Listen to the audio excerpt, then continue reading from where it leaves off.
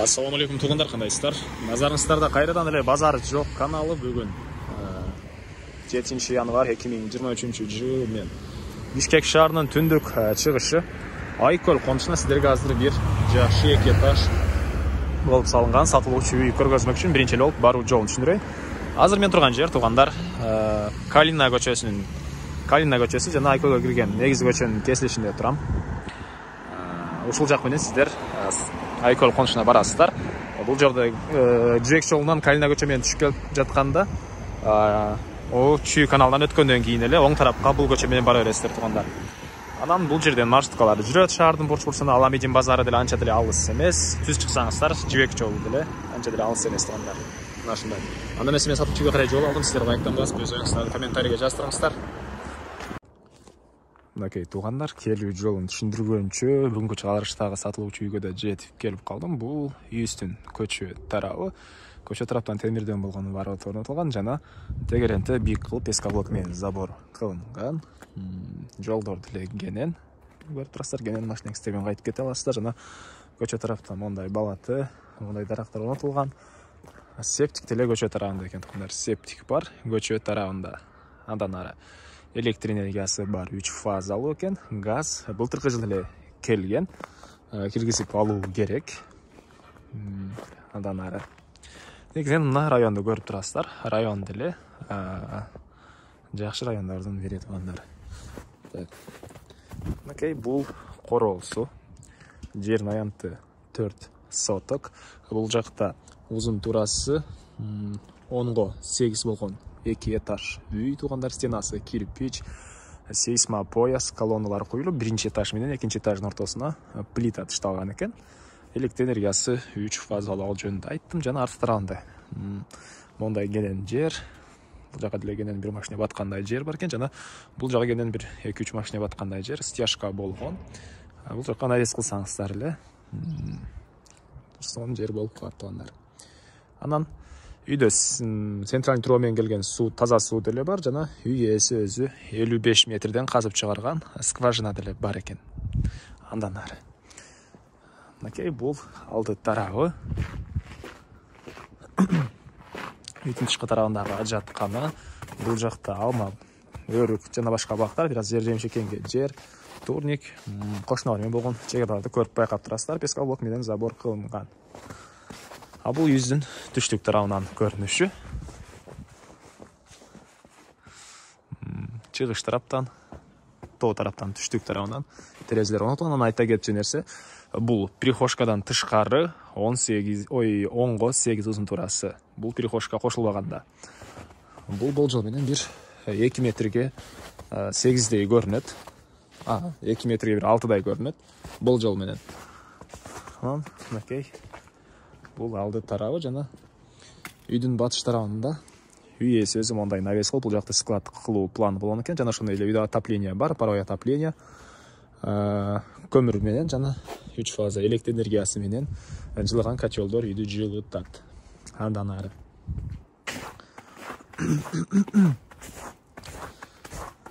ким кайсы жактан көрүп атат, комментарийге жазып кетиңиздер тугандар. Бүгүн Бишкекте аба ырайы жакшы, мынакей күн ачык, асман көк.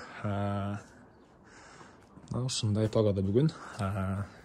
Так 7 январь болуп калды. Андан ары бул жакта мынакей үйүбүздүн бул кире бериши. Болдор кафель. Жана ушул жерден оң тарапка кирсек, калган бөлмөлөргө өтүп кете алабыз. Түз эле өтсөк, отоплениянын котел жайгашкан бөлмөгө үйдүн ички тарабына кирсек керек окшойбуз. Мынакей бул жакта отоплениянын котелу жайгашкан бөлмө. Үйдүн тышкы тарабынан дагы, ички тарабынан да кирсеңиздер болот. Перехожкадан деле отопление батареясы орнотулган. Түштүк тарабынан терезе орнотулган тугандар, долдар обой жана кийинки бөлмө. Бул дагы бир кире бериш, потолок гипсокартон, долдар обой. Оң тарапка бурулсак ванна, душ, үйдүн ички тарабында жаткана, долдар кафель. Күн тарабынан форточка орнотулган, раковина орнотулуп, суу да чыгарылыптыр. Андан ары түз эле өтсөк, бул жакта чоң зал тугандар, мынакей. Болдор ламинат. түндүк тарадан чоң терезе орнотулуп, решеткалар темирден болгон решеткалар деле орнотулган.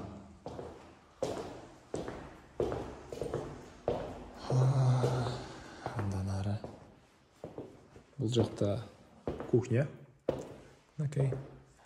Газовый плита орнотулуптур. Көрүп турганыңыздай кухонный мебелдер, раковина орнотулуп, суу чыгарылган. Отопление батареялары ар бир бөлмөдө бар туугандар. Окей.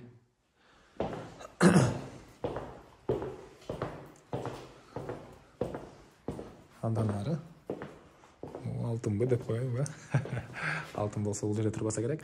Андан ары эми экинчи этажды көргөзөйүн. Мынакей, көрүп турганыңыздардай тепкичтер жыгачтан болгон. Бул экинчи этаждын холлу дейсизби? Эмне дейбиз ошондо?